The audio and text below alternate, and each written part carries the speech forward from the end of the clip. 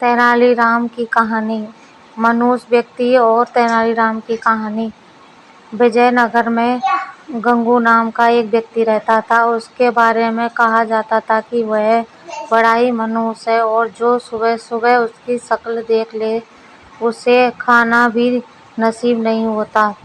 धीरे धीरे ये बात पूरे विजयनगर में फैल गई और महाराज कृष्णदेव राय को भी इसके बारे में पता चला। उन्होंने सोचा कि उनके राज्य में इस तरह के मनुष्य व्यक्ति का रहना उचित नहीं है, किंतु राजा बहुत न्यायप्रिय थे। उन्होंने सोचा कि पहले वो यह देखना चाहते हैं कि इस बात में कितनी सच्चाई है। राजा ने अपने सेनापति को आदेश दिया कि गंगू को उनके सामने लाया जाए। सैनिकों ने गंगू को महाराज कृष्णदेव राय के समक्ष पेश किया। महाराज कृष्णदेव राय जिस कमरे में सोते थे उसी में गंगू के लिए भी बिस्तर लगवाया और सुबह जब राजा सोकर उठे तो उन्होंने सबसे पहले गंगू का चेहरा देखा। कुछ देर बाद अचानक कार्य आ जाने के कारण राजा को राजमहल से बाहर जाना पड़ा और उस दिन वो इतने व्यस्त रहे कि उन्हें खाना भी नसीब नहीं हुआ। राजा कृष्णदेव राय को यकीन हो गया कि यह सब गंगू का चेहरा देखने के कारण हुआ है। राजा ने सोचा, जब इस व्यक्ति के कारण मुझे भोजन नसीब नहीं हुआ तो शहर के दूसरे लोगों के साथ क्या होता होगा।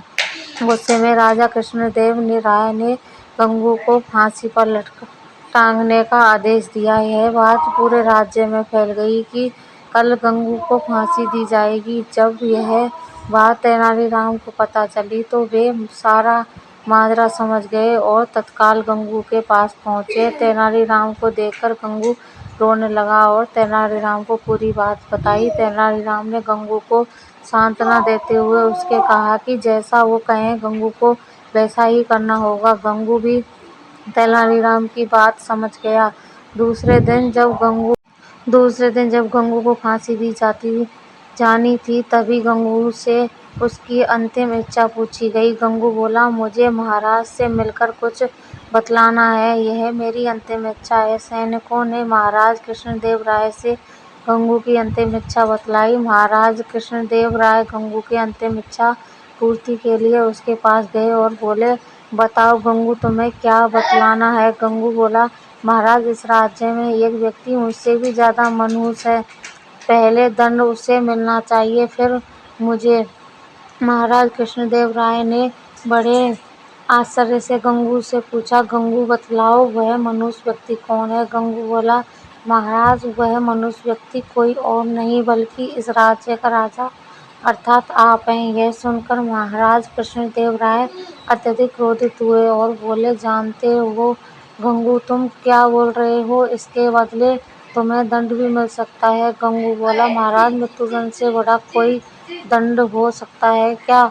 यह तो आप मुझे दे ही चुके हैं, कृपया आप मेरी विनती सुन लें, इसके बाद आप जो भी दंड देंगे वह मुझे सहर्ष स्वीकार होगा। यह सुनकर महाराज का क्रोध कुछ शांत हुआ और बोले, तुम्हें जो कहना है कहो। गंगू बोला, महाराज, कल सुबह जब आपने मेरा चेहरा देखा तब आपको दिन भर भोजन नहीं मिला, तब आपने मुझे मनुष्य समझकर मृत्युदंड दे दिया।